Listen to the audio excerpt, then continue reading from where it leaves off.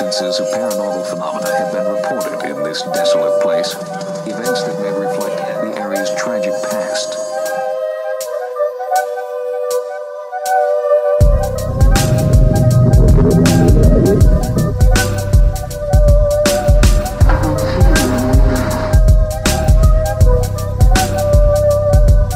Whatever they are, whatever you call them, ghosts, spirits, shades, specters, apparitions, there is not a corner of the world they do not inhabit. You fucking donkey! What's going on, guys? Welcome back to the Ninjas Podcast, where we talk all things paranormal. I'm Ken James, and this is Jason McKittrick. Hey, folks. And if it can haunt, howl, or dwell in the dark, we want to talk about it. And tonight, we are getting into Unusual archaeology. unusual archaeology. So, the background of this episode's a little funny. I fell down a rabbit hole recently. As you do. As you do. It's one of those ones where, you know, it starts off like maybe you're on the toilet or like you're in bed and it's just like all of a sudden you're like, what? Wait, what is it? Who did what? And like, yeah, it just turned into me researching a bunch of stuff for funsies, but it's based on some pretty weird real shit. But before we get into that, I'm going to send it over to Jay for tonight's jump scare.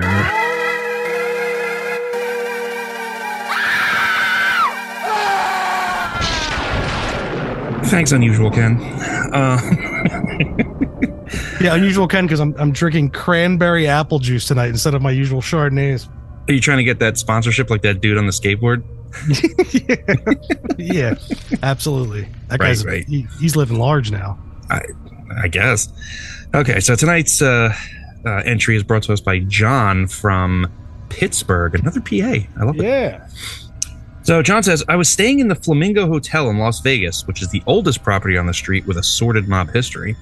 In the middle of the night, I woke up and saw a dark figure moving around the foot of my bed and coming up the gap between the twin beds. I hit the light and there was a full figure of a man in his 60s, sports blazer with blood all over his face. I yelled, "Go away," and started flinging my arm in his direction. Just like that. Yeah, fuck out of here. Just like that, he disappeared. I woke my friends in the other bed, and my buddy said, "What the hell are you swatting at?" I told them, and they laughed at me.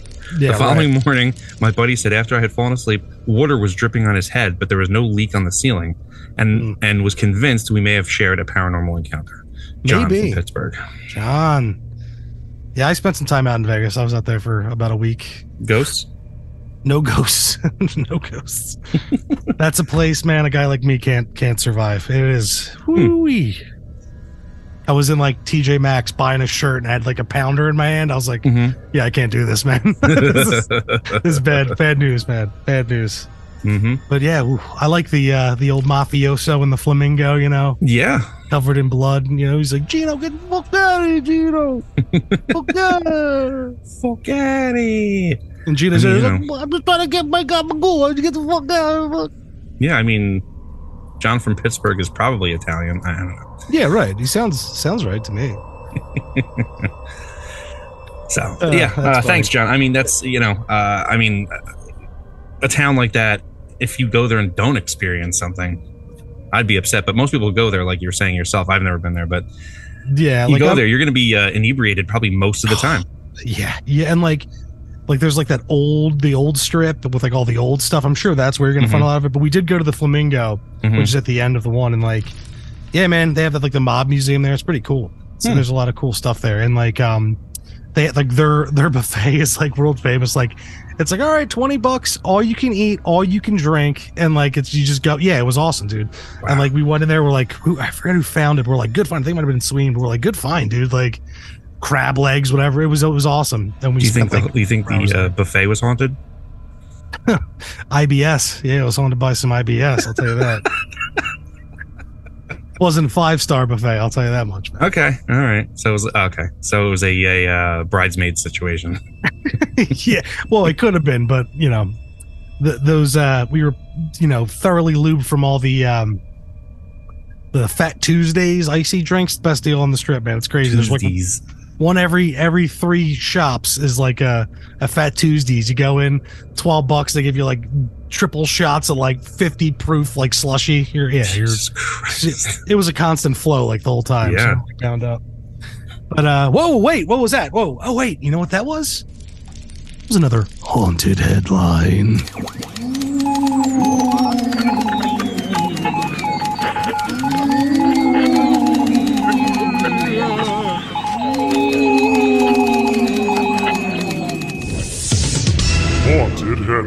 That one snuck in there. Yeah, it did.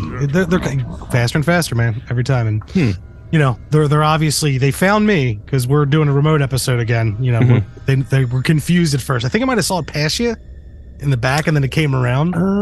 Yeah. There's also kids running around here, so you never. It could have been that. They might start delivering them soon enough, man. Dad, we found this weird thing. It says a haunted headline. I'm like, yeah, no, don't look at it. Don't look at it. That's for us. We need it for the show. We need it for the show.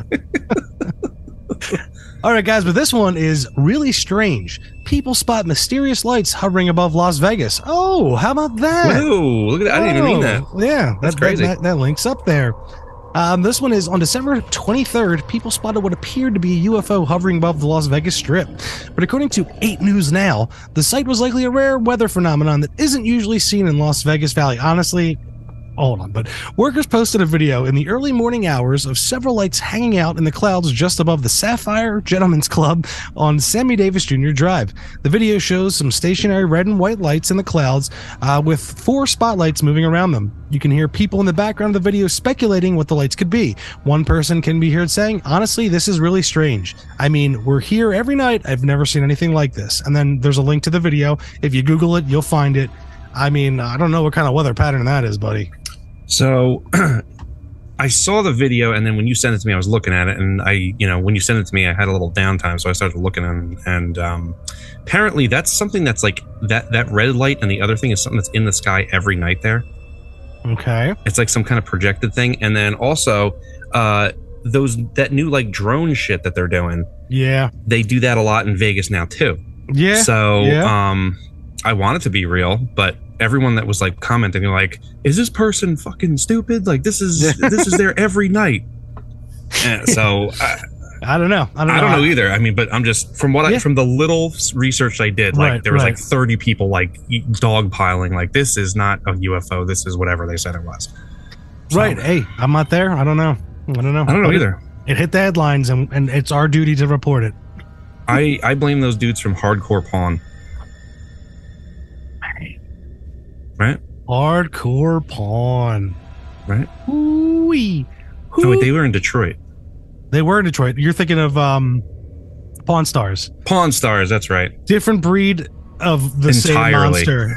Of the same monster. That's true. That's true. Because, like, one was way more fake looking. Oh, dude. The Hardcore Pawn one? Yeah, the Detroit one was awful. Oh, baby. It was...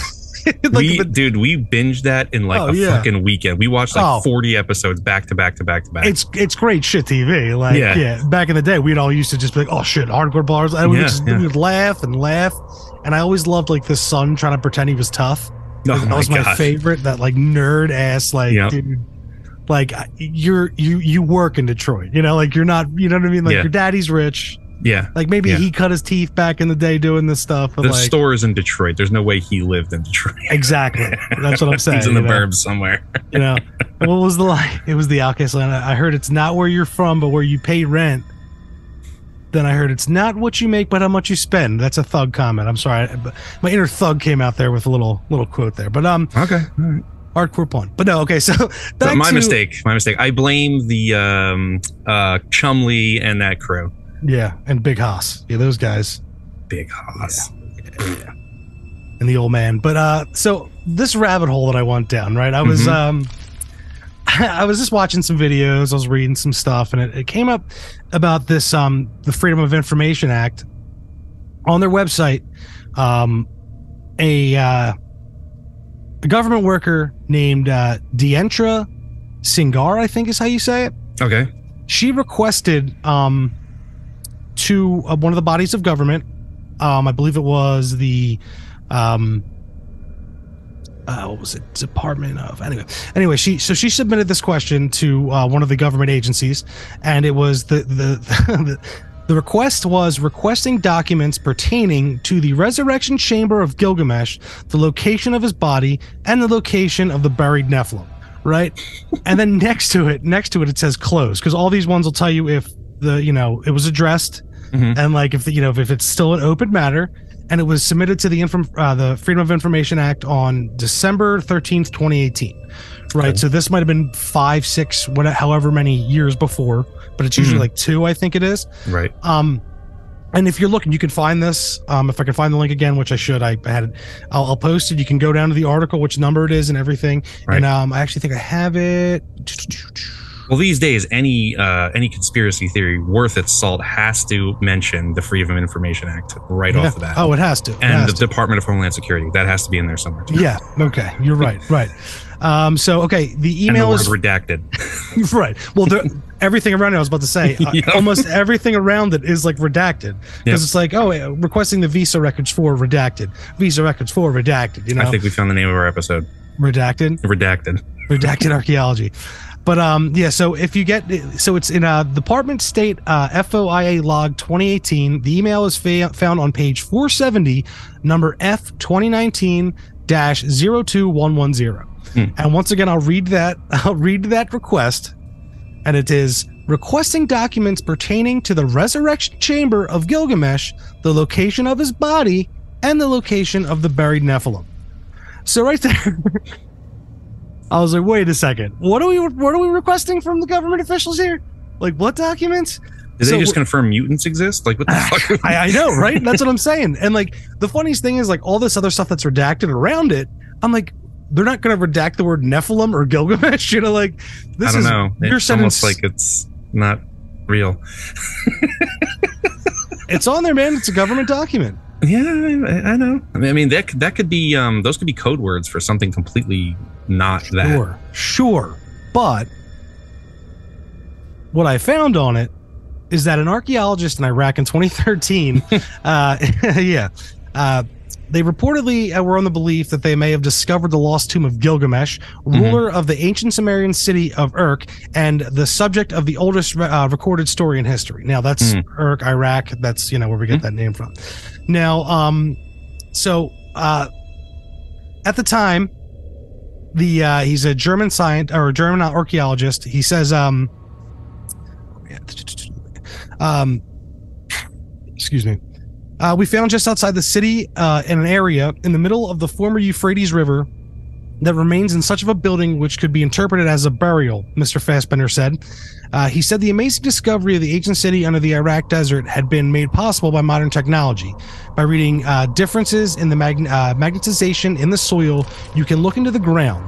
Mr. Fassbender added, the difference between mud bricks and sediment in the Euphrates provided very detailed structures. So in this point, they're because the Euphrates is drying up, so all this new stuff's kind of coming out that's been here, before irrigation or what have you. And he said the most surprising thing that we found were structures that had already been described in the Gilgamesh epic. We covered more than 100 hectares. We found garden structures and field structures as described in the epic, and we found Babylonian houses. But he added that the most astonishing find was an incredible sophisticated system of canals. Very clearly, we can see in the canals some structures showing that flooding destroyed some of the houses, which means that a highly developed system existed here, which was like a Venice in the desert. Like in Venice, Italy, in the desert. So they would have these canals that they would travel up, in and down. Yeah, but so the German archaeologist, Mr. Fassbender, he basically, they had this dig, right? They found all this stuff. This is all confirmed. You can look it up. But then at the same time, we were invading Iraq at this time. And at the time, when we invaded Iraq, it turns out, and here's where the rabbit hole takes me, we basically took a lot of shit from the Museum of Iraq. We took a lot of the documents, stuff in the back, and we seized at least like 70 main display pieces, which I was like, whoa. And that was something we did. So then the day after this apparently gets out, that he said we found the tomb of Gilgamesh, the resurrection chamber, the United States military seized this dig. So that once again made me go, whoa, what the hell? So these were kind of things that are actually confirmed that it happened. And then years later, this email emerges, right? So it reinvigorated my interest in things like giants and Nephilim, just the whole concept of like this ancient race that could be aliens, that, you know, a mixed breed of these giant men. And I was like, oh God, that's so cool. Like, I wish I could have seen stuff like that. And yeah, and I would like to see a body, maybe not in person, you know, because how terrifying would that be? I'd much rather see like a tomb or a body. Right. That was, you know, like, oh man, that's a giant. And but all this kind of stuff, it's only so readily available in like, so like we wouldn't have found this stuff if it wasn't for the Euphrates drying up, right? Right. And stuff like that, and all the weather changing. You know, global warming, all this stuff.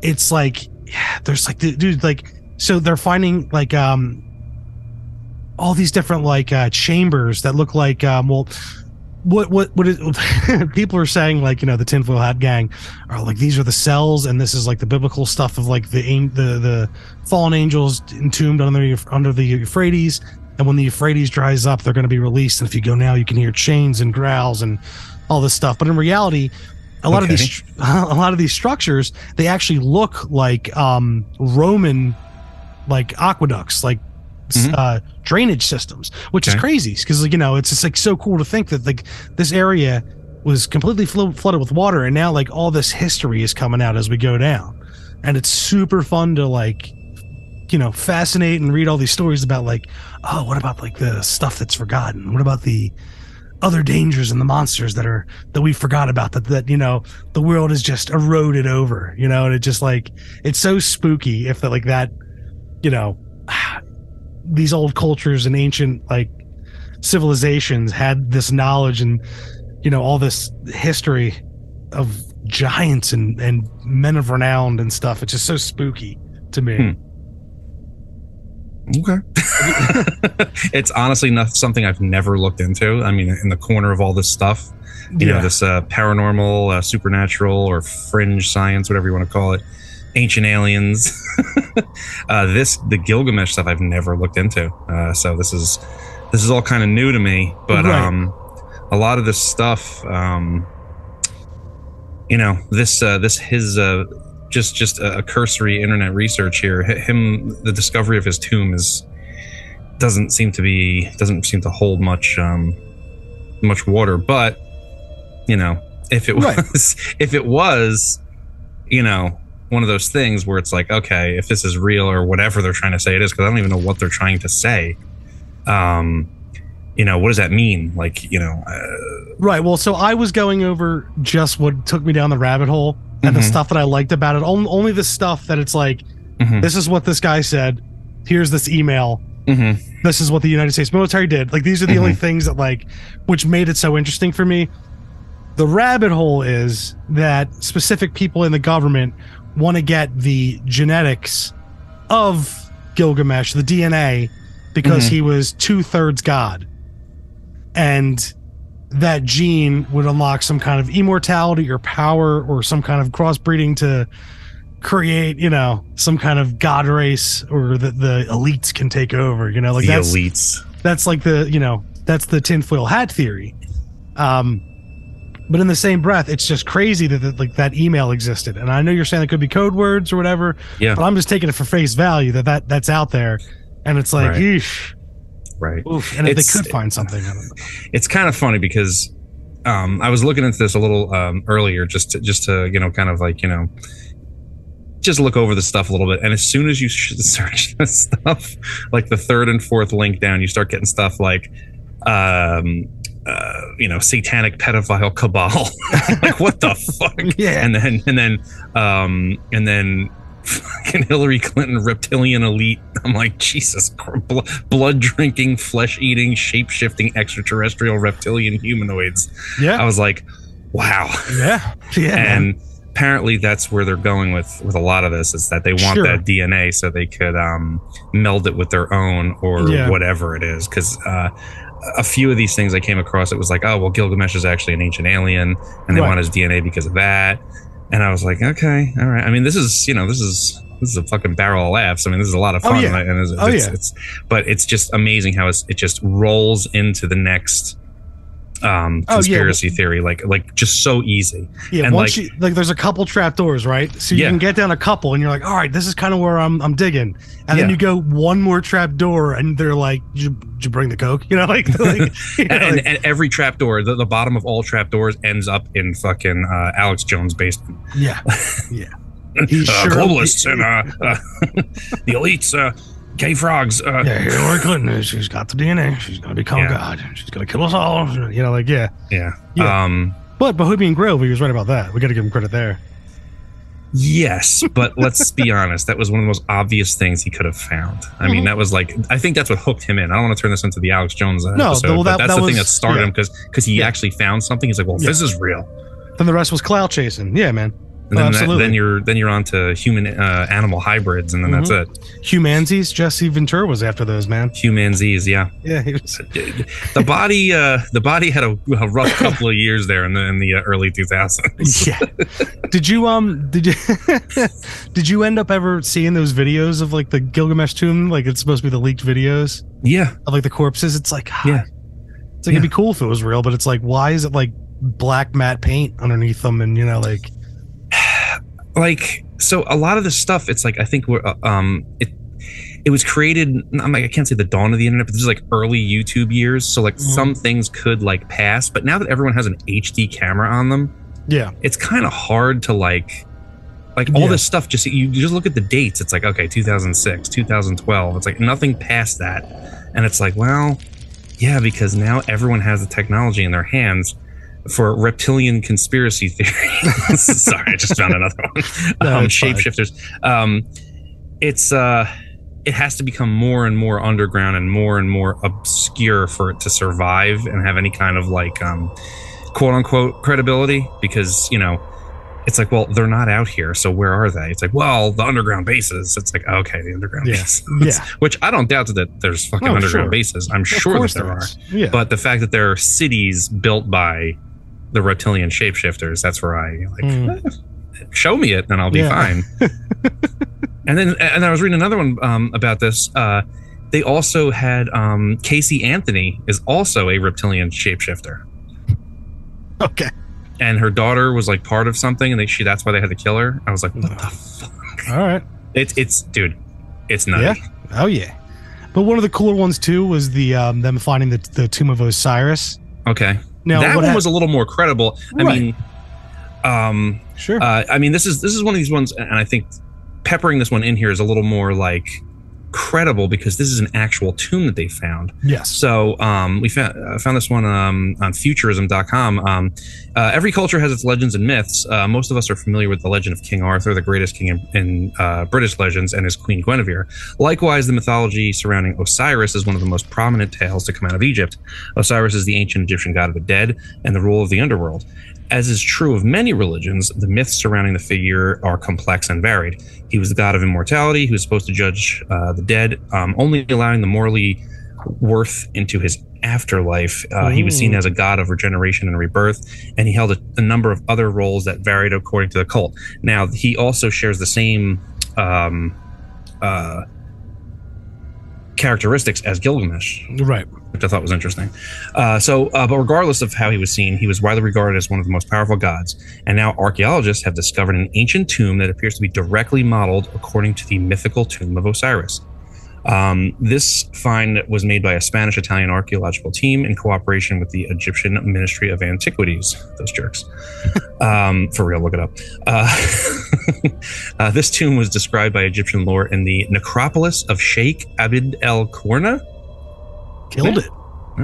A funerary complex that is part of the Dair el-Bahari, the northern monastery, that is located on the west bank at Thebes. The tomb was initially uncovered back in 1887 by Philippe Viret. Nice. French were everywhere back then. And in the 20th century, there were some cursory efforts to map the main structure. However, Tomb Camp 327, which can be seen marked in red below, was never outlined. Okay, yeah. So they used to. There were so many tombs back then. They just labeled them numbers. Like, it's crazy. Yeah. But most were just empty. Yeah. The newly identified Osiris complex includes a shaft that connects to multiple chambers that hold a number of interesting artifacts. One such area has a wall relief that shows a series of demons holding knives. Interesting. Fucking knife party. Yeah. Which were placed there in order to protect the bodies of the dead. Another chamber has an emerald-skinned deity sitting and facing a staircase with a 29.5-foot shaft in it. I guess they're talking about Osiris. He has green skin. Yeah. The shaft connects to another room with a second shaft that goes down for 19.6 feet into two rooms. It's a little bit like a maze, as you can see below. There's a very cool drawing. This is right out of, like, Legend of Zelda. Like, there's hit the counterweight so the door opens. Yeah. Shoot the specific bow. Shoot the specific bow, and then you get the and then you got to put on your metal boots to traverse that terrain. And it's interesting because, you know, you look at the whole thing. It's like you go down this one thing, and then there's a room, and then there's a room to the left, and then that has a shaft that drops down. You go to the left, and another one shaft drops down, and yeah. So it's, you know, there's not much. There's not many artifacts in this thing, but it kind of holds to this design or this, you know, mythical description of this tomb. Yeah. Which is interesting because, you know, you find these things. I mean, they find stuff in Egypt every year. Right. And this is one of those ones where it's like, well, this is kind of like where it was supposed to kind of be. Yeah. And then you have a big painting a statue of Osiris, which could be them trying to model. Maybe they were trying to model the underworld. Who knows? And then there's it goes a little further with the tinfoil hat. That's not in this article, but there's descriptions out there of that, what the actual tomb looks like. And like, people are like, I have it from a very credible source, you know, like all that kind of stuff.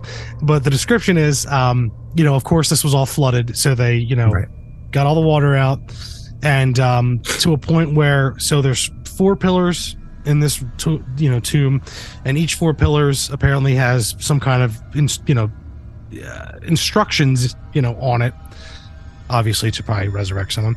And in between that, there's a little like moat around where there's another platform in the middle, and then the tomb, an empty tomb. So they're saying, you know, people are like, oh, that's where you put the bodies in and it resurrects, you know, all this kind of stuff. And that's, like I said, the tinfoil hat gang. But so these are all just Lazarus pits that they're finding around the world. Yeah, right.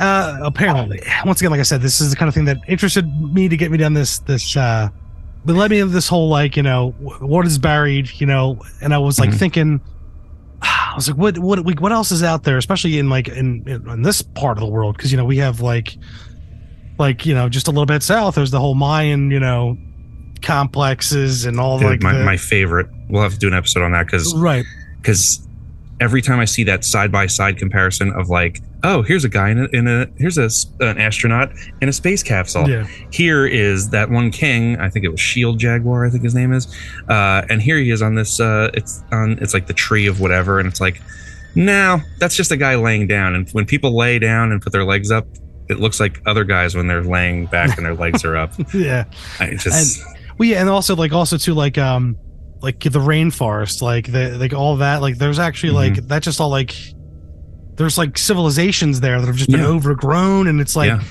what is still out there, you know? And I stumbled upon the one Smithsonian works about the they call it the Valley of the Giants in our one of our haunts, West Virginia, that we like to talk about frequently.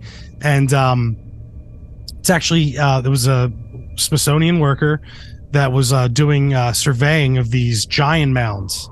And now it was so one of the first progenitors. Okay, so it was like 1774. Jack Parsons was walking along a recently flooded Chest River when he noticed some bones that were protruding from the ground. He pulled a femur out of the soil, and when he compared it to his own, it was 7 inches longer. He then removed the rest of the bones, laid them out, estimated that it would have stood about 8 feet tall.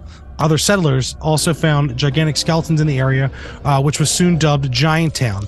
In 1838, when amateurs excavated the Grave Creek Mound in present-day Moundsville, West Virginia, they were said to have found giant human skeletons inside that were as long as 8 feet.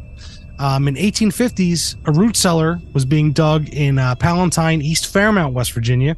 Here, the workers uncovered 2 very large human skeletons said to have been more than 7 feet tall. Several people saw the skeletons, but that night the bones were stolen, assumed to be sold to a lucrative market of Indian relics, which existed at the time.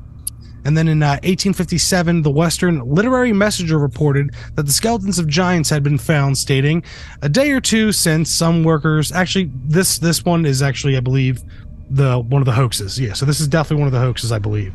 So in 1882, an amateur archaeologist, F.M. Fetty, and his wife were exploring an unusual rock formation along White Day Creek in Marion County when they found what appeared to be a shelter. On closer examination, they discovered that a false wall had been erected, and after removing several large stones, they found a huge ancient mummy sitting in a chair. The giant was surrounded by stones and flint artifacts. In the summer of 1883, James A. Faulkner unearthed a gigantic human skeleton in the same area. Dr. Samuel Kramer of the Smithsonian was called in and measured this skeleton, which he found to be 7 feet 4 inches long, and deduced that it belonged to a person who almost stood 8 feet tall. The same year, the Smithsonian Institute dispatched a team of archaeologists to the Creel Mountain in South Charleston, led by Colonel Lewis Morris. The team conducted extensive digs, some 50 mounds in the area, and issued a detailed report. In their investigation, the team uncovered numerous giants, one of which was 7 feet 6 inches tall, and decorated with 6 heavy copper bracelets on each wrist. On the shoulders were 3 large plates of mica. In another mound, they found a circle of 10 skeletons surrounding a giant skeleton, as well as underground vaults, various copper, mica ornaments, jewelry, religious items, pipes, and spearheads. Another giant skeleton was found that had a flathead type of skull. As more digs progressed in the coming years, archaeologists in Wheeling, West Virginia, found another group of giants ranging in height from 6'7" to 7'6", displaying unusual skull formations with low foreheads and prominent backs of the skull. Now, as similar discoveries were unearthed, in Charleston Daily Mail published an article in 1992 that stated, one of the most interesting of the 5 state parks in Mound Park, the Moundsville from which the city derived its name, probably no other relic of prehistoric origin has attracted a wide study among archaeologists as the Grave Creek Mound, which gave up skeletons to the ancients who constructed it. Some years ago, archaeologists investigating the mounds dug out skeletons said to be that of a female because of the formation of bones. The skeleton was 7 feet 4 inches tall, and the jawbone would easily fit over the face of a man weighing 160 pounds. So, and there's other articles like this, but I mean, the cool part about this is that it's the Smithsonian. You know what I mean? It's not just some like crack team, and this is documented.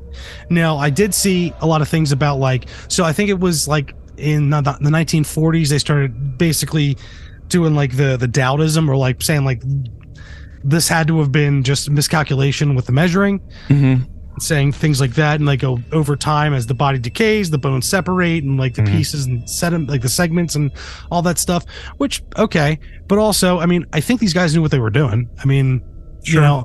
I'm sure there's room for error, but I still think it's a very cool topic that all these mounds, even if they weren't giants, these were ancient burial mounds, and it's like in not ancient but old in West Virginia.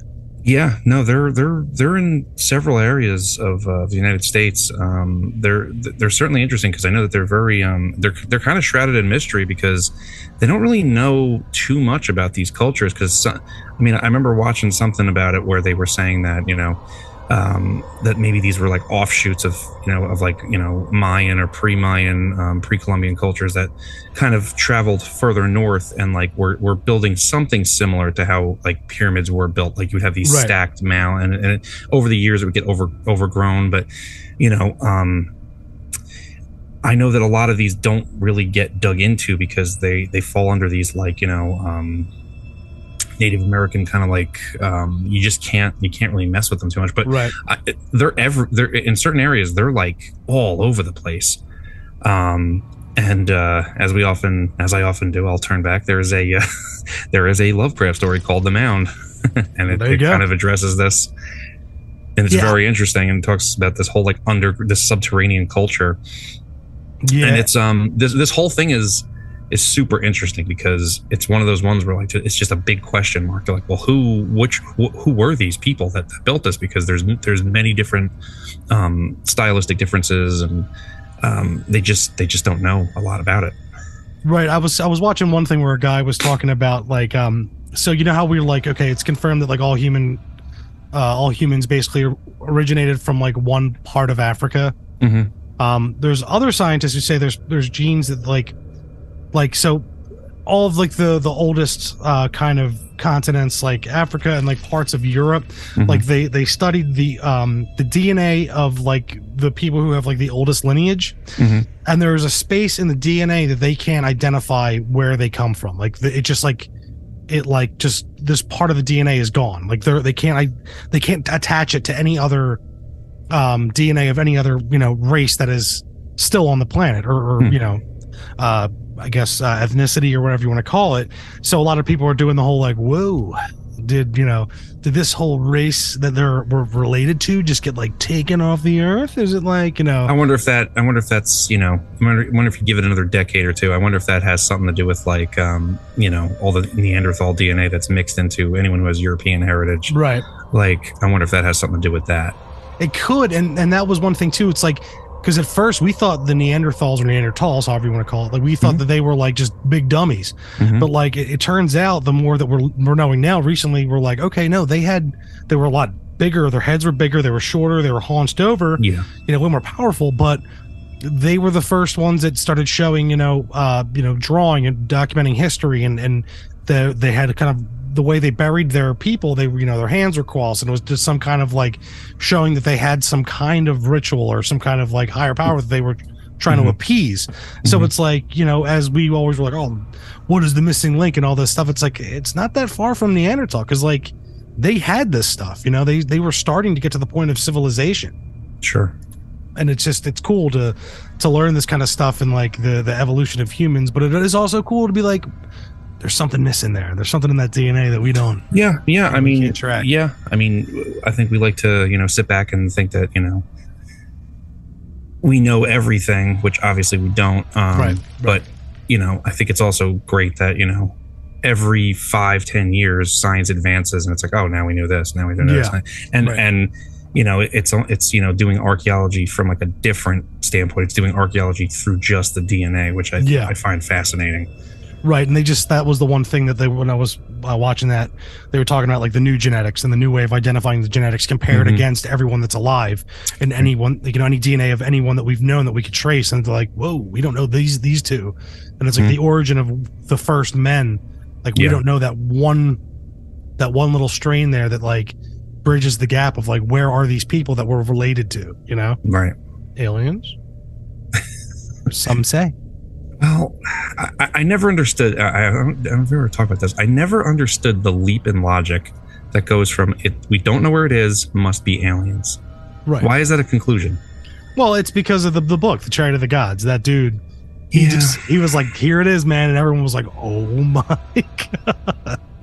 Yeah, but he also that dude read a lot of fucking like sci-fi and like weird fiction. I know he got his ideas from a certain bunch of authors, but like, why though? Why is that the leap? Because we as a human race, we like try to like we want to put our finger on it. We're gonna be like, this is it. Yeah, but doesn't it make much more sense that it's like, I don't know. Hey, we were much better at building shit with our hands back in the day than we are now. Yeah, I mean that makes much more sense. Like stone cutting was like a life. Like that was something that plenty of people pursued as their I don't want to say career, but that's what they did for a living. Like they were stone cutters, something we couldn't even imagine doing now. Yeah, and like it was without machines. Yeah, right. And it was like 400 years of just them doing it. Like there's secrets. There was a great video that was circulating around a few years ago, and it was showing like modern people in like Egypt, Africa, that are like they work in quarries, and they were showing you like. They show this very square, very like, cube. And they're like, yeah, this was just cut by hand. And they're like, then they show it to you. And this dude just like, you could tell he's done it 1,000 times. He puts these picks in, or these wedges into it. He just hits them a couple times and it just breaks on these things. And just makes these perfect cracks, and it comes out and boom, it's just a cube. And it's like, yeah, like, of course he was able to do that. He's been doing it forever. And it just, I remember watching that. I was like, all these ancient aliens people need to watch this shit. I mean, this guy has only been doing, this guy's a modern human. He's been doing it for whatever. But imagine a whole culture centered around with these abilities that they had, that they could do with their hands. And then it doesn't seem so like incredible that humans built things like the pyramids. Right. And like even with that cube, if someone's like, oh, but there's a little edge there, that guy, he puts a little water on like a cloth, he dips it in the sand and he rubs it for 4 days. And then it's like, oh, it's perfect now. Like we know what we're doing. Yeah, but it's fun. Like of course the ancient alien shows, they cherry pick like crazy. Yeah. For sure. I mean, but that's part of the fun. That's why I watch. I'm like, that's cool. I mean, that's a cool connect. It is fun, but I think the thing that bugs me about all of it is that, like, what about the people who can't separate this stuff? Yeah. The people who watch this, and then you have to like you have to go to your fucking job and sit next to this person who pisses in your ear for the next 8 hours. It's like, dude, it's not real. Stop. Yeah. Right. And but I mean, I like to entertain the ideas. It's fun. Yeah, it's fun. And like, even if, like, it's, what was it, the mark of an intelligent man is someone who can entertain an idea but not latch on. I forget, but no, the whole thing behind it is like, life gets, we talk about this all the time, but like the boringness of life, and sometimes like the boringness of history, going like, like this is what it is. Like, I always like find myself, I'm like, what did they burn in the Library of Alexandria? Like, oh god, I'm always like, sure. I'm like, what is in the Vatican secret vault? Like that kind of stuff. I'm like, lots of pedo shit. Yeah. Way too much pedo shit. They're like, enough of this. Come on, guys. Yeah. Again with this, guys? Yeah. Really? More? Yeah, but one of the things like I was saying, the Sphinx being older than initially thought, and these things in history that we lost. I pulled up a little article here where, let me get it up. The Sphinx is certainly interesting. I mean, there's been a lot of theories put forth that it used to be a statue of Anubis, or that it used to be a statue of a lion. Then there's like, oh, well, the erosion on it looks like water erosion, which they have disproven that conclusively. Right. Then I might as well not even read this at this point. But no, like, according to tradition, the Great Sphinx of Giza was built around 2500 BC by the pharaoh Khafre during the period known as the Old Kingdom. To state that the Sphinx is older than the Old Kingdom implies that some sort of organized civilization existed in this area long before the 3rd millennium BC. If this is so, much of what archaeologists and historians think they know about the rise of civilization must be revised. That idea is a threatening one to many scientists today, as Galileo's idea that the sun revolves around the earth was too much for the church hundreds of years ago. However, a little different. However, the idea that the Sphinx is older than commonly assumed is now yet it was an accepted truth among Egyptologists in the 19th century. The British archaeologist Sir Flinders Petrie, Sir Flinders Petrie, one of the founding fathers of Egyptology, considered the Sphinx older than the Old Kingdom. In 1900, the director of the Department of Antiquities in Cairo Museum, Sir Gaston Maspero, that guy knew at a party. Yeah, he did. He's like, Sir Gaston, he's out there, shoots one guy in the belly. Oh, that's Gaston. Excuse me. Yeah, right. Beauty of the Beast. Raised the possibility that Khafre did not build the Sphinx, but simply unearthed it. If that is the case, the monument is obviously older than the Old Kingdom and the time of Khafre's reign. And they go into the question of the erosion. So, like, the rainfall, and it would be way more eroded than if it were around the same time, because the erosion compared to the pyramids, the Great Pyramids, Giza, and it's just, I like that. It's awesome, because if you look at it, I think one of the biggest things, because first of all, when you looking at it now, there's been a lot of restoration on it, like the pause. There were even Roman era reconstructions on it. Yeah. So like there's old areas of it that have been reconstructed. But when you do look at it, the head seems very small. And I think that's where a lot of Egyptologists get hung up, because it's like, well, they're so good at sculpting other things. Why is the head so out of proportion? So the idea, I think, arose that like this was a different head, and they re-sculpted it or re-chiseled it down from what was originally there. Yeah. Right. To the patterns of reshaping. But one of the cooler things that I thought that kind of lent itself to this theory was the seismic measurements. The tunnels is a whole tunnels in Egypt, dude. It's like, and there's in Euphrates, they just found a tunnel that's still full of water, and they're like, oh man, they're like, oh, we can't wait for the water to go. Like, we're going in. It's going to be great. But one of the cooler things for the Sphinx is that the seismic measurements done on the grounds of the Sphinx enclosure point to a difference in the weathering of the rock under the Sphinx. So the west side of the enclosure, or the rump, shows less weathering than the other three sides. The northeast and south sides show 50 to 100% more weathering. If we assume that the west side dates to Caffrey's time and the weathering rock that is in the linear, and then then the weathering rate of the rock is linear, then the Sphinx would date 5000 BC at its earliest. And if the weathering patterns is non-linear, the Sphinx could be much older, which I think is cool because that's a part of science where you're like, whoa. So the interesting thing about that, that I've seen in recent years was that, so they look at the weathering on the Sphinx, but then if you turn around, it's like the Sphinx is sitting in this pit, right? And if you turn around, you look at the walls of the rock that's around it, you can actually, like, I was watching this thing where this guy was, a legit Egyptologist was showing the rock, and he was using his thumb, and just pieces were coming off, and he was showing, he's like, you see these striations in here? This is the fossilized rock when it was formed. It's just the rock that looks like it has water weathering. There hasn't been water weathering in that area to do that for like a long time, like thousands of years, like many thousands of years. So that's why when people see that, and I'm paraphrasing here, but when people see that, or researchers see that, they're like, oh, well, this is evidence of, water weathering. It's like, well, no, because, there is water weathering. It looks like water weathering, but that was how the rock was formed when it was originally formed, when it was fossilized, like, millions of years ago. So if you're cutting the Sphinx out of this rock, it's going to have those weather striations in it because that's the way that rock formed. So like, and that was like, I don't know, 4 or 5 years ago. And then after that came out, like all these things about like, oh, the Sphinx has like water, erosion on it. And like that, those went away. Like the guy was like, no. Right. And I'm done with you. I'm done with you. Yeah. It's super interesting though, because I don't think we're ever going to have like a definitive thing. I mean, it's kind of, it's super interesting to think that is very, very much old. Like very, very much older than the pyramids, because also like the weird way that it's like situated, it's like, why is this built at this weird angle? And if it is younger than, if it was built after the pyramids, why do they situate in such a weird way? So I really like that idea that like that is older than the pyramids, because it certainly looks older. Like it's very, it's a weird fucking statue too, like just to look at it, because it's like it's called the Sphinx and it has other names, but like, the countries where it's in Egypt now, and that area is, it's a Muslim controlled area. So in the last few centuries, I don't know the exact word for it, but they call the Sphinx the father of terror. Like that's the name of what it's called.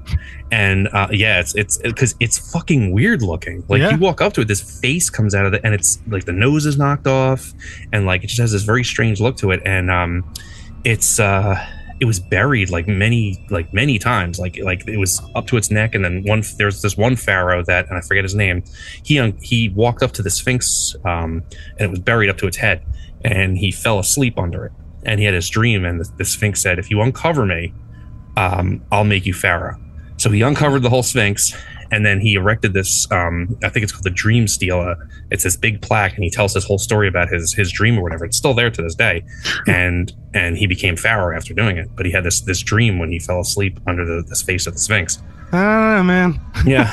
I mean, and then there's all those crazy stories too, that there's this secret chamber under its paws that holds like some kind of ancient knowledge. And then someone also said that then there's another legend that like there's the tunnels, and then under these tunnels is where they stored all of those the surviving scrolls from the Library of Alexandria, like you mentioned before. But yeah, there's there are definitely tunnels under the Sphinx. They know it's there, but they can't get to them because there was like a repair that happened. Like the Sphinx was cracked in half at one point. You can actually see it along its back, and some asshole, some French guy, poured concrete in there. So if you look along the back, there's this break, and like at one point they poured this concrete in there just to like, oh well, it must be falling apart. What do we do? Pierre, bring over the fucking and they poured the fucking concrete in there. Now whatever is there, they can't get to, because they're not going to drill a hole into the fucking Sphinx to see if there's a tunnel there. But they know it's there. And there's also in the back of it, near the butt, the rump, there's like a little tunnel that you can go into by the donk. Sure. by the briskets. I don't know. There's a little tunnel you can go into that goes a little ways and then just stops right at where like the concrete is. So like there was certainly, so there was certainly some kind of tunnel system that was under there. Did you see recently that we might have, humans, we might have found the tomb of Cleopatra? Yeah. Well, okay. So that specific, I'm a little bit interested in this stuff. That specific archaeologist has been claiming that she's found her tomb for about 20 years. Wow, really? Yeah. But this one looks pretty good, but we don't know. We don't know. Yeah. Girl power. I mean, sure. I mean, hey, more power to her. I hope they do find it. I mean, that'd be a major find. I mean, there hasn't been anything major in a while. Right, because we were just like ransacking all these tombs back in the day. Yeah, a lot of sell it. Yeah. American, British, French. Yeah, we mummy used to be put in little potions that would help your tummy. You know about that? Yummy for your tummy? Yeah. Just grind that fucker up and drink it. I don't know. And then they died and called it a curse. Right. And then they made Yummy Mummy cereal and they're like, just forget about it. Yeah, it's fun. It was fun. It's fine. So, yeah. With some of that being, almost all of that being factual, I want to get to a little segment here that I'm going to call wacky military giant run-ins. Oh, you mean like when our military fought giants? Yeah. I got a couple stories here. Hey, we gotta have some stuff for the chum bucket. And this is only for the elites. Yeah, right. Right.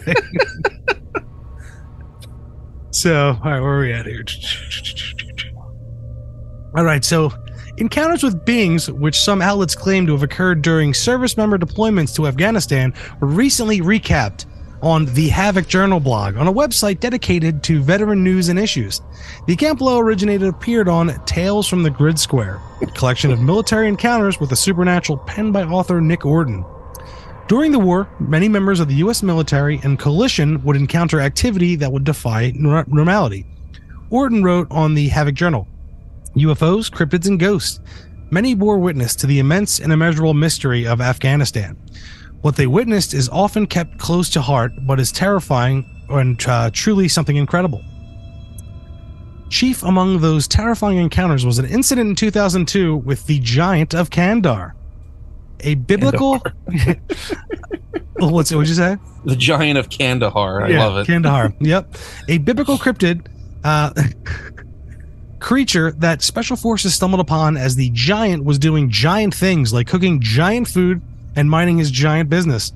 According to online accounts, the Giant of Kandahar, who was said to be responsible for an entire patrol going missing, stood a towering 13 feet tall. It sported a shock of flaming red hair, had 6 fingers on each hand, and 2 rows of teeth for gnashing, thrashing, and showcasing a smile that was undeniably dashing. Give this man an award. Yeah, rip that rhyme up. Upon contact, the giant purportedly killed one U.S. service member with a spear, only to be vanquished by the rest of the unit, courtesy of 30 seconds of sustained gunfire. According to an account on allthingsinteresting.com, as the story goes, the soldiers loaded the gun's corpse onto a helicopter and it was never seen again. Conspiracy theories promoting the story prompted the fact-checking outlet Snopes to investigate in 2016. To the surprise of none, bewildered Pentagon officials told Snopes they had no record of such an incident. I love this story. And you know why? First of all, that it starts with, according to online accounts. But this is fun. Like, you know what I mean? Like, this is like modern, like, folk tale. You know, it's right. Like, you know, soldiers go into this area that's ancient, you know, right? This ancient desert area, and they go into a cave wherever the fuck they found them. And there's a 13-foot tall giant with red hair and a spear. Yeah, that's some God of War shit. Yeah, that is some God of War shit.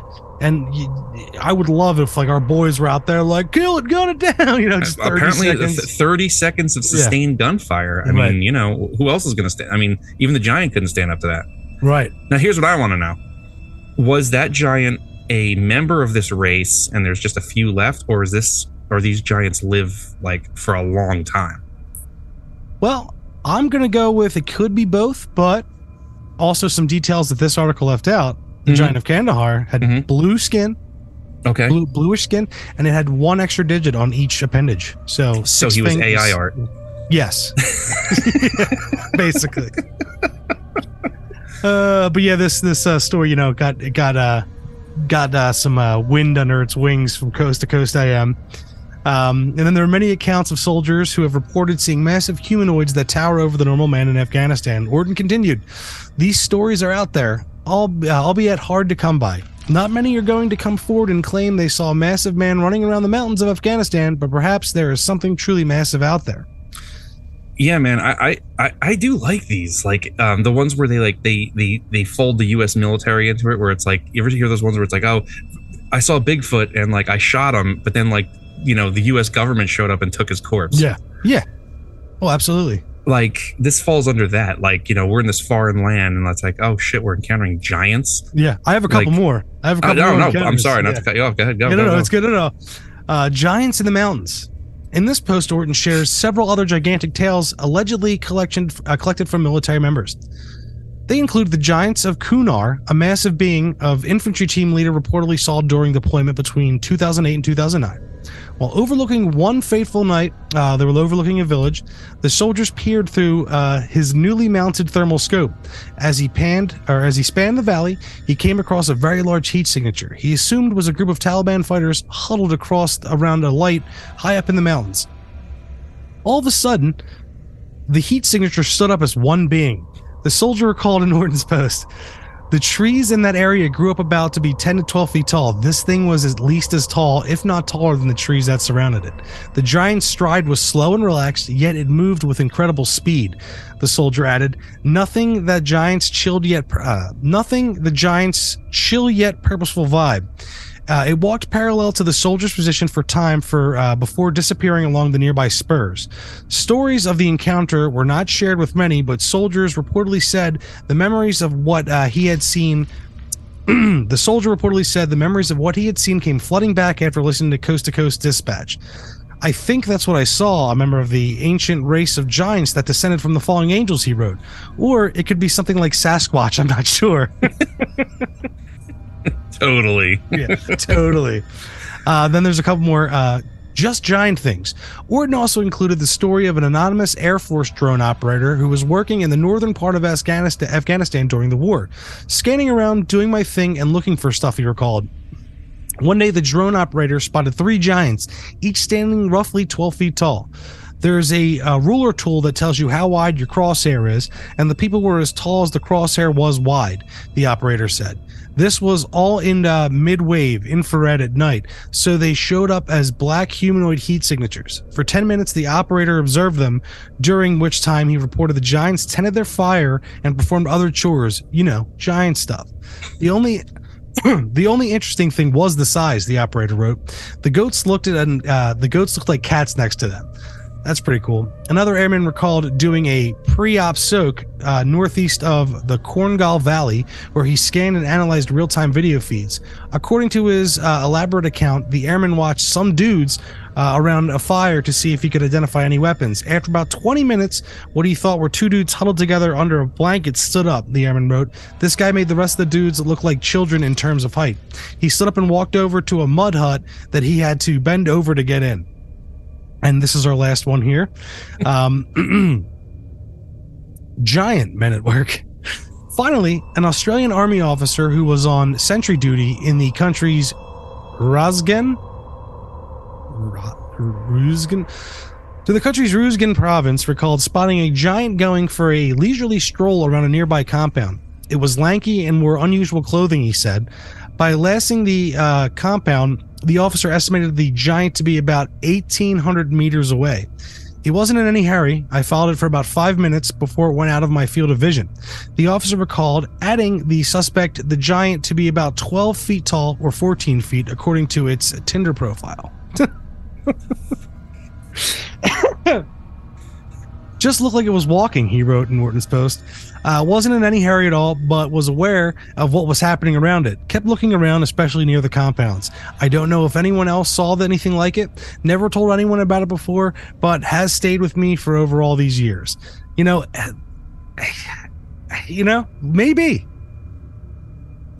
I don't know, man. it's fun, but I don't know. Yeah, I mean, yeah, I had a military buddy who was telling me some of the Sasquatch stuff. Army buddy of mine. And he's like, I gotta see if I can tell you the full stories. And I was like, dude, give me the fucking full stories. You know, talk to the people. Let me hear them. I'm waiting. This has been like 5 years. Yeah. I don't know, man. It's I'm not, discounting anyone's experiences or anything, but it gets a little I don't know. I just want to see like one picture or video, like something. Show me a fucking giant, a 12 to 14 foot giant. Show it to me. Well, if we can get your boy Tom DeLonge on it, he was the one who got the Tic Tac, my boy, Tom DeLonge. Okay. Our boy to know. But Tom DeLonge, where are you? Yeah. And I'm so sorry. Finding aliens. You're going through that's not, unless they can prove that giants are in fact aliens, there's no way Tom DeLonge's touching it. He doesn't care. Apparently he's going after Bigfoot now. Yeah. How about that? Dude. Every time he talks now, I'm just like, please someone stop him. Please someone stop him. Because have you listened to any of his shit recently? No. Dude, it's a person that has issues speaking. He is speaking. He's like, and I met with this high tier general, and he came and we met, but there's no specifics ever. Right. It's all this it's like, come on, man. He's no Dan Aykroyd. No, who is? No one. Nobody. No. Nobody. No. It's every time I hear someone bring him up, I'm just like, stop, please stop. Yeah. please stop. Well, I thought that was a fun little, modern folklore of giants to no, I dig it, man. I mean, I would love for that to be real. Like, and I'm not saying that it's not, but it's like, damn, like you go into a cave, dude, your head explodes. A 14-foot man comes out of it, or is just hanging out and just stands. It's like, hey, what's going on? Imagine the noises it makes. Yeah. Imagine the giant piles of shit it leaves around. Yeah. Doesn't wipe. Awful. Doesn't wipe. He's just like, No, it wipes with regular people. Just grabs a person. Just. The only reason I wish they I'm like, oh man, I wish they existed so I could see them. It's because we have military servicemen that'll light it up with 30 seconds of sustained gunfire to take care immediately. Of it, Yeah. And without question. Yeah. They're like, nope. You're just, nope. But then that makes me think there's probably if that's real, then there's probably a modern, or just a real world, BPRD from Hellboy. They've got, files on it. They're like, okay, if you encounter this kind of giant, you need this. If you do this, you'll just piss it off. So you got to use, flame units only. If you try to use bullets, it'll, you know what I'm saying? Yeah. The element of the giant you have to use against it. Right. Yeah. Right. You have to speak this incantation first, or it's just going to fucking, sprout wings and fly off, or whatever the fuck they do. Yeah. Giant sprout wings and fly off. Hey, we're talking about fantastical shit. You're right. Be some powerful wings, man. Yeah. Giant wings. Do you think that Mothman was a giant? No. Okay. No. I think Mothman is an extra dimensional creature. Right. We covered this. My bad. We did. It's okay. He's OG. We can talk about him whenever we want. He goes right in there. He goes right in. Yep, slides right in. Yeah, I don't know. I like you can. There's so many of these kind of giant stories out there. I just wanted to go with kind of the ones that you kind of could go a lane of credibility, with archaeologists, and then other ones where it's like, oh, there's digs and there's these things that we found. There's documents here, and then oh, this is the word of military men, So it's like right. And I remember for a bit, it was right after September 11th, everyone, we're. Forces are over there, and the first thing to come out of some of these giant stories. I'm like, what the fuck is this about? Yeah. And then I was like, okay. Then I started seeing some of these shows. It's like, oh, this is biblical archaeology. They're like, oh, well, if you find giants, it means that this. It's like, okay, they're just trying to prove stuff by. Right. I mean, I can separate the two because, I don't know. They're two different things to me, and I don't know. If there's just some, biological creature out there that was like a man that was huge, it's like, whoa. Oh, no, for sure. What's that? What's that about? Where did that come from? And you could go extraterrestrial. You can go ancient breed of human race. You know, I don't know. You can go both. You can go both. Mm-hmm. No, yeah. I certainly dig it, man. I'll listen to some giant stories, but you know, right. And like to all the listeners out there, once again, this was spawned by my rabbit hole at the end of one of our episodes. It's like, hey Jay, you know, I was like, do you remember this? No, it's good. It's good stuff. I mean, it's how many times have you gone down, as you know, you and I mean you in general? Like, have you gone down an internet rabbit hole? Yeah, a lot. Yeah, and the ones that I want to talk about, like, you know, I like. There's some that I'm just like, this is so silly, and it's like funny, and like you can come up with them, but like, yeah, this one, it's like, what if, man? What if realistically our United States military men were out there like battling giants, and they're like, there's this huge cover up, and it's like. Now they have them at Area 51 too. They have the alien bodies and the giant bodies. No, they're alive, and it's like fucking Men in Black headquarters. You got different types of, you know, mythological creatures just walking around. One says hi to Kay. Yeah, hi Kay. And they're drinking the coffee. You know. Yep. Yeah. The giants are like drinking a hot tub full of coffee. Yeah. Like, hi Jay. Oh. Yep. Yeah. Alex Jones is running the show. Oof. Rough. Yeah, but real quick, there are those giant weapons in like Japanese and Middle Eastern culture, like that were like supposedly held by great warriors. Like what's the one from Turkey with the one sword that's like the guy was apparently like that big that he could wield it, and they still have it in like one of their museums over there. Yeah, there's like hero weapons. There's a bow in Japan that, like, you know, only the hero can string it. It's like it's just the wood part, the shaft or whatever they call it, and only the hero was able to put the string on it, and it's like it's made for it's like it's like okay. I think it's, you know, an equivalent of like Excalibur or something. It's like, you know, only the rightful wielder can, you know, actually make it come to life. Yeah, they're like, we needed one of these too, you know. We do need one. I don't know what it is, but we need one. It would be some kind of gun. Of course. It'd be like George Washington's musket. Yeah, right. But it shoots like the BFG from Doom, you know? Yeah. It's just like... It's just blue flames come out of it. Yeah. As long as you hold the trigger, it doesn't run out. Oh, man. This needs to be put into like a comic book or something, man. Woo! I like that. Sure. No, fuck. I forgot what I was going to say. Oh, I'm sorry. No, it's okay. I was just going to talk about my recent internet rabbit hole, because I go back to it, but I'm kind of endlessly fascinated with like the JFK assassination, right? And you know, that's an actual conspiracy that happened. Yeah. But what's funny is you start going deep enough, then like the weird shit starts to come up, and like you know, shapeshifters were there, and then you know, that the guy who was the Black Umbrella guy was a fucking Men in Black, and then there's the one that I got to after that was because I just mentioned it before, was about the all the underground bases, and that like underneath, according to this one thing, and this is like held by a lot of, you know, maniacs, that underneath the United States is basically ruled by the gray aliens. Yeah.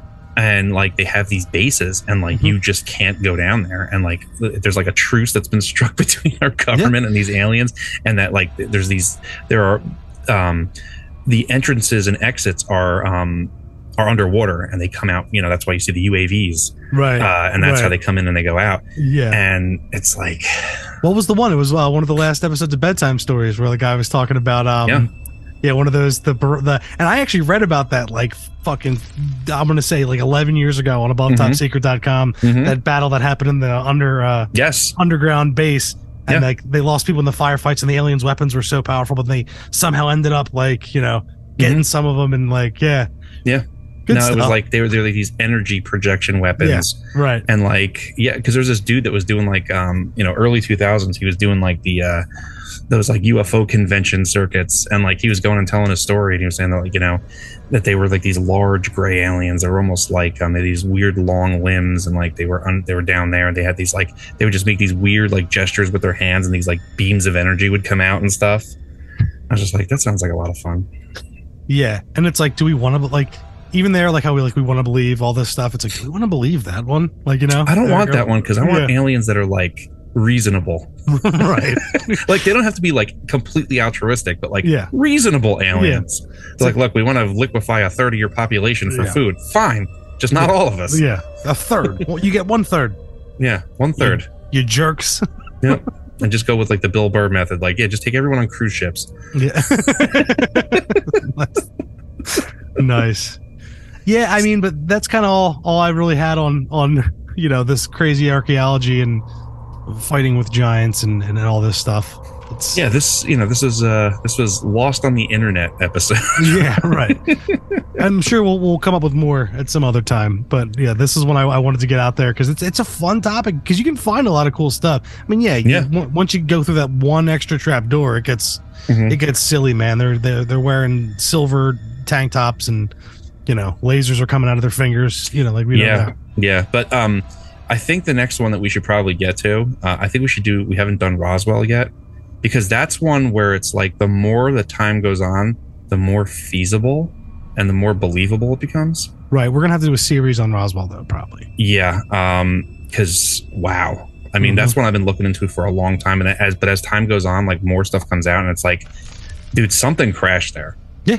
Like something crashed there. And if it was one of those, you know, black cubes inside of a, you know, sphere or whatever it was. Energy beam or whatever. Yeah. Whatever it was, but something crashed there. I mean, it's, you know, I was just listening the other day of like that the farmer that found it, or the first guy that found it, him and his daughter.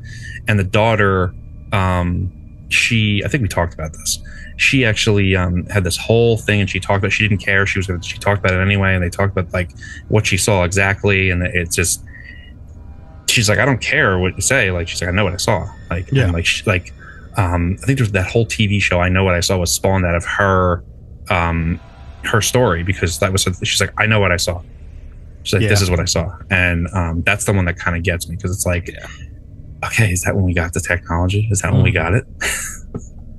I don't know. Maybe. Kind of like that's when we recovered the technology, but you don't know. And then we'll have to, we're definitely going to have to do a series, because that should probably turn into that. And then we should probably discuss Bob Lazar, because that's kind of probably tied into the two. Yeah, he would be an episode. Bob Lazar would be an episode. Yeah. Well, I mean, I'm going to say, I want to say it's on the bench, but, you know, most of it's chum bucket. I would like to say, you know, it's starting to be canon, but it's, you know what, this is just fun stuff. These are all, each one of these stories is a little mini bag of potato chips in that variety bag, the variety pack. You open one up, you're like, yeah, it was fine. This topic's invited to the barbecue, you know? Yeah, absolutely. This one's invited to the barbecue. This one keeps the other guests busy, where you're like, go talk to giants in the military over there. Yeah, right. And you're like, Jesus Christ. Like, you got anything? I can't talk to him. All right, go talk to Gilgamesh. Oh, you didn't check this. Go talk to him.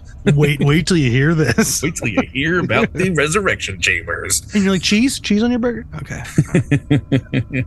But all right, guys, I guess for this episode of Other Dangerous Podcast, I'm Ken James. And I'm Jason McKittrick. And as always, have a spooky evening. Thank you for listening to Other Dangerous Podcasts. Have you encountered the other dangers? If so, you can email us at otherdangerouspodcast@gmail.com. And if you'd like to have a discussion about the paranormal, you can find us at Other Dangerous Podcast on Facebook and Instagram. There you can find submitted pictures, videos, and artwork from listeners. We are now streaming on YouTube, Spotify, Apple Podcasts, and anywhere else podcasts are streamed. And after listening, please don't forget to like, share, and subscribe so we can continue to bring you the other dangers.